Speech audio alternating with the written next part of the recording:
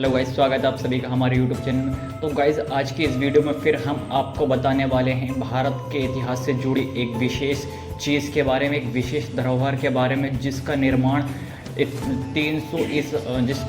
3री शताब्दी ईसा पूर्व में कराया गया था गाइस। जो बहुत ही ज़्यादा प्रसिद्ध और बहुत ही ज़्यादा ऐतिहासिक धरोहर है एक धर्म के लिए, जिसका नाम है बौद्ध धर्म के लिए बहुत ही ज़्यादा महत्वपूर्ण है गाइस। आज के इस वीडियो में हम आपको बताने वाले हैं एक ऐसी ऐतिहासिक धरोहर के बारे में जिसकी वजह से भारत का नाम पूरे विश्व में बहुत ही इज्जत के साथ लिया जाता है गाइस। आज की इस वीडियो में हम आपको बताएंगे भारत के भोपाल शहर में स्थित सांची का स्तूप के बारे में।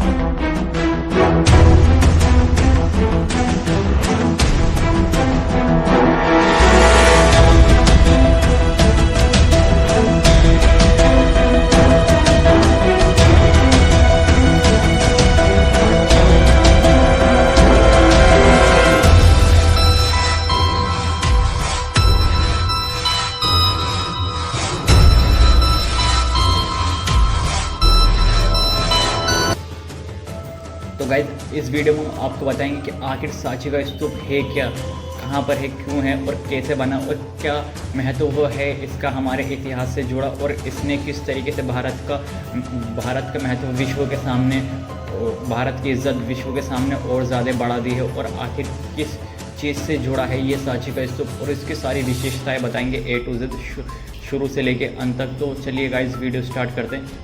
तो गाइज, हम आपको ये बताते हैं कि सांची का स्तूप क्या है आखिर। तो सांची एक धार्मिक और ऐतिहासिक धार्मिक स्थल है। सांची का स्तूपों का स्थल है जो एक पहाड़ी चोटी पर बनाए गए थे। ये स्थान बौद्ध धर्म से संबंधित है, लेकिन सीधे बुद्ध के जीवन से नहीं है। ये अशोक से अधिक बुद्ध से संबंधित है। तो गाइज, हम आपको ये बता देते हैं आखिर सांची के स्तूप को पहले क्या कहा जाता था, प्राचीन काल में क्या कहा जाता था। तो सांची के स्तूप को पहले कहा जाता था कांकनम या कांकनाया या कांकनावा या कांकना बोटा, और बोटा श्री पर्वत के नाम से भी जाना जाता था।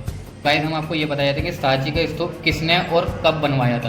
तो सांची का जो स्तूप बनवाया था वो सम्राट अशोक ने 3री शताब्दी ईसा पूर्व यानी कि आज से लगभग 2300 साल पहले बनाया गया था।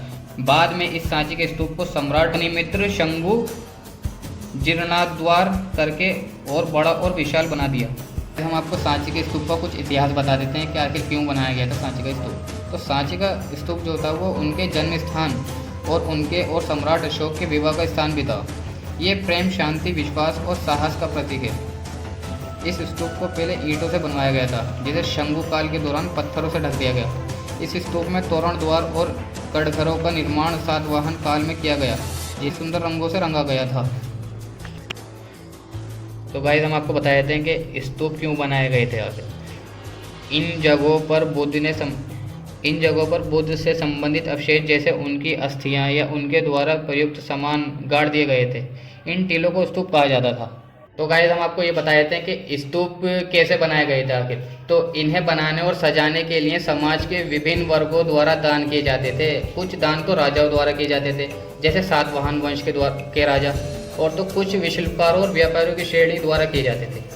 जैसे कि सांची के एक तोरण द्वार के हिस्से का निर्माण हाथी के दांत का काम करने वाले शिल्पकारों के दान से बनाया गया था। यानी कि गाइस, जो हाथी का दांत का जो काम करता था उसने सिर्फ एक तोरण द्वार का बनाने का काम किया था, पैसे दिए थे बनाने के। तो गाइस, हम आपको ये बता देते हैं कि स्तूप की संरचना यानी कि उसका स्ट्रक्चर कैसा होता था, कैसा बनाया गया था। तो स्तूप, जिसका संस्कृत में अर्थ है टीला, इसका जन्म एक गोलार्ध किए हुए मिट्टी के टीले से हुआ, जिसे बाद में अंड कहा गया। कालांतर में इसकी संरचना यानी इसका स्ट्रक्चर अधिक जटिल हो गया, जिसमें कई चौकोर और गोल आकारों का संतुलन बनाया गया। अंड के ऊपर एक हार्मिक बनी होती थी। यह ढांचा छज्जे जैसा होता था और यह देवताओं के घर का प्रतीक था। यूनेस्को विश्व का धरोहर स्थल सांची स्तूप एक भव्य संरचना है जो 42 फीट ऊंची और 106 फीट चौड़ी है। स्तूप का केंद्रीय कक्ष एक विशाल गोलार्ध गुंबदनुमा है। भगवान बुद्ध के कई अवशेषों को सजाए हुए है। परंपरागत रूप से स्तूपों में अवशेष नहीं होते और केवल नक्काशी के माध्यम से शिक्षा और दर्शन को दर्शाते हैं। तो गाइस, हम आपको बताते हैं सांची के स्तूप की खोज कब हुई। जब 1818 में जनरल टेलर द्वारा इसकी खोज की गई तो सांची 600 वर्षों तक पर्यटक पड़ा हुआ था, यानी कि ऐसे खाली पड़ा हुआ था। भोपाल से 45 किलोमीटर दूर ये स्थल वनस्पति से भरपूर था। खुदाई कुछ हद तक अव्यवस्थित ढंग से शुरू हुई, जब तक कि भारतीय पुरातत्व सर्वेक्षण में हस्तक्षेप नहीं किया और नियंत्रण नहीं लिया। तो गाइस, हम आपको ये बताए थे कि जब 1818 में सांची के स्तूप की खोज हो गई थी तो उसके बाद अंग्रेज़ों और फ्रांसीसियों ने शाहजहाँ बेगम को ये बोला कि मुमताज़ बेगम से तोरण द्वार को ले जाने की इजाज़त मांगी, लेकिन उन्होंने प्लास्टर प्रतिकारिता भी दी। इस प्राचीन स्थल के रखरखाव के लिए भोपाल ने शासकों शाहजहाँ बेगम और उनकी उत्तराधिकारी सुल्तान जहाँ बेगम ने धन का अनुदान किया। इसमें कोई आश्चर्य नहीं था कि जॉन मार्शल ने सांची पर लिखे अपने महत्वपूर्ण ग्रंथों को सुल्तान जहाँ को समर्पित किया। सुल्तान जहाँ बेगम ने उस स्थल पर एक संग्रहालय और अतिशाला बनाने के लिए अनुदान किया। जॉन मार्शल ने अपनी उपयुक्त पुस्तकें वहीं रहते हुए लिखी। सुल्तान जहाँ बेगम ने इस पुस्तक के विभिन्न खंडों के प्रकाशन में भी अनुदान किया, इसलिए यदि ये स्तूप समूह बनाया गया। तो गाइस, अब हम आपको बता देते हैं कि अशोक शासक जो था उसने गौतम बुद्ध के जो अवशेष थे उनको भिजवा के पूरे भारतवर्ष में स्तूपों का निर्माण करवाया और पूरे भारतवर्ष में उसने 84,000 स्तूप बनवाए। तो गाइस, 84,000 स्तूप बस खाली अशोका ने ही बनवाए। तो गाइस, अब हम आपको बता देते हैं आखिर स्तूप बनाए क्यों जाते थे और आखिर क्या विशेषता होती थी स्तूप बना के। तो गाइस, स्तूप एक अर्धगोला होता था जिसके बीच में चबूतरा होता था, आंगन होता था, उस पर चबूतरा होता था और चबूतरे के बीच में गौतम बुद्ध से जुड़े जो अवशेष होते थे उनको दफनाया जाता था। या स्तूप के तीनों तरफ द्वार होते थे, जिसमें से जो सबसे बड़ा द्वार था उसका नाम था तोरण द्वार और ऊपर जाने का रास्ता होता था।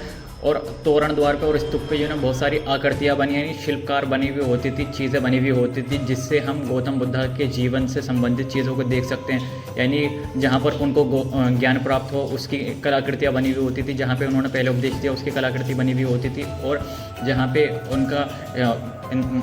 उनके मौत हुई वहाँ की कलाकृति बनी हुई होती थी। और गाइस, उस पर हाथी के चित्र बने हुए होते थे, जिससे पता चलता है कि वो शक्ति और समृद्धि का प्रतीक है।